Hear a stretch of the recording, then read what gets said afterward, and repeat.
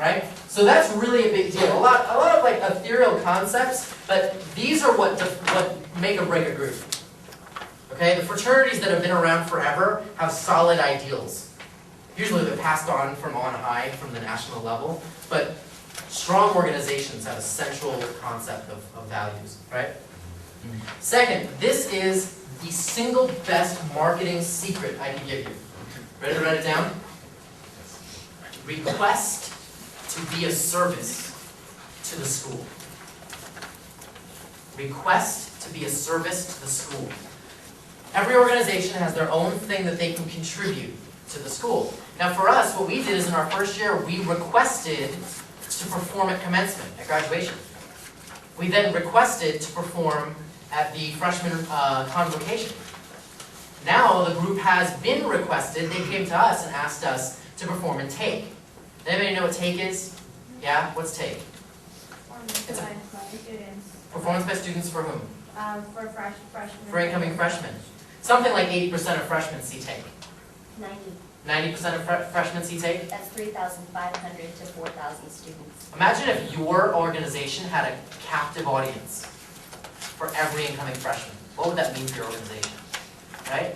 That happens by requesting to be a service. Right? There are organizations that say, we're a service to the community, we do things for the school. But it's not enough just to be in existence and be ready to serve. You have to be going out there and saying, how can I give the school something? Right? Look for those opportunities. So if you're a club that wants to put on like fun events, some sort of entertainment event, Space. Everybody familiar with Space, the organization Space? Mm-hmm. They're looking to co-sponsor things. The UPC, University Promotions Council, what is it? Program Council. University Programming Council. They're looking to co-sponsor events. There are people on campus that they're actually actively looking for opportunities to like do things with you and get you out there, right? And they're looking for cool new ideas. So somebody says, we want to throw a reggae festival. Awesome, that's a really great idea. Let's do that with you. And now your event is out there, making a difference, right? And you get the marketing. And you get the advantage of having them on your side. So look for those co-sponsorship opportunities. Look for us, it was, we'll sing at the baseball games and the basketball games and stuff like that. Right? So we found our niche and our way to give back. Look for those opportunities to give something to the school. And you're going to stand out as an organization that they see as philanthropic and they go to. The other half of it is when you say you're going to do something, you've got to do it. Right? So if you say that you're going to put on an event, or you say you're going to donate your time for something, it's not usually about money, it's more about time. Then it happens and it follows through. Because repetition is reputation. Write that one down. Repetition is reputation. What you do over and over again becomes who you are as an organization. Okay? Does anybody here have some sort of event that they put on regularly? We have a Halloween party every year. Totally. How many years have you been doing that? We've been doing it for probably at least 5 years. At least 5 years. Cool.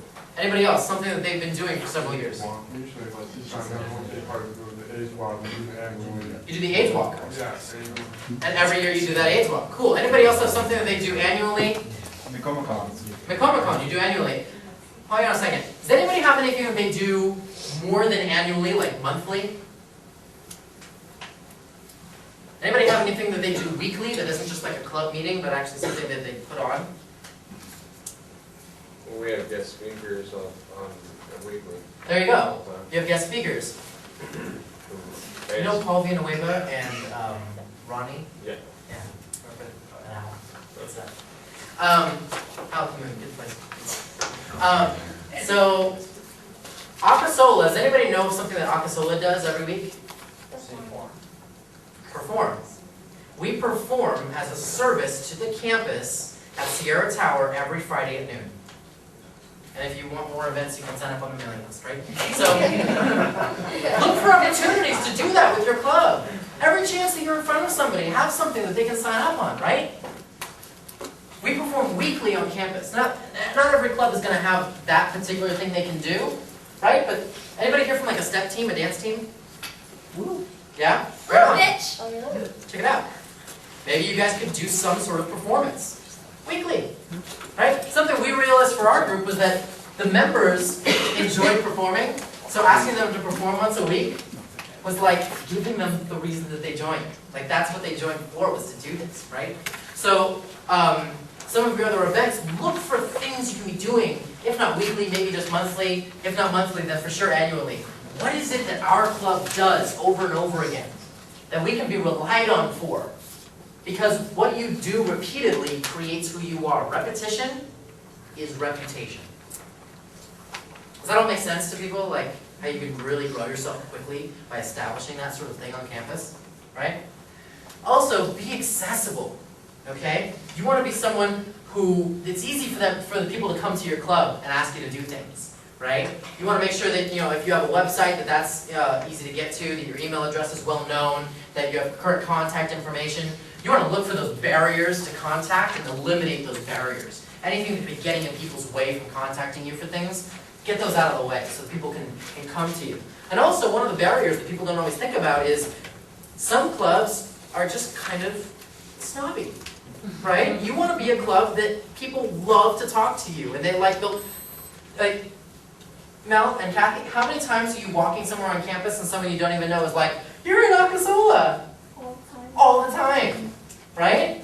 That wouldn't happen if Acasola was like, "We perform, but not for you," right? Like, how can your club be so much fun and be the kind of entertaining, fun-loving people that people are going to want to come up and be like, "Oh my God, I saw you at that thing. When are you doing your next event?" Right? Be accessible. Be those that kind of fun people. It also has to do with who you bring into your club, right? The personalities of the people you bring into your club create the personality of the club itself. So be discerning. If you've got somebody who doesn't match, then it might not be right for your club. Develop a long-range view for your organization. I had one guy who said 10 years. Okay, our club right from the off, he said 25 years that we're thinking out. Anybody else got some ideas of things that are going to happen for their club more than 3 years from now? We've been doing it for 28 years now. You've been in place for 28 years. Cool. Do you have a plan of what's going to happen 28 years from now? Yeah. I thought it's been ever since, but. Sure. Well, what we're looking for is what's going to happen with my club in 5 years? Where will my club be in 10 years? Where will my club be in 25 years? Now, this is not an ordinary thing for a club to do. Who's ever written out a 25-year vision plan for their club? Right? We did. Oh, nice. Okay? On there at year 2, it says, move into Acasola house number 1. And we're living there. She lives there. So do I. Okay? You put it on. You write it down. You say, "This shall be." And then you go and you do it. We also wrote down that by year 3, we were going to win, by year 3, we were going to win awards at our competitions, right, that we go to.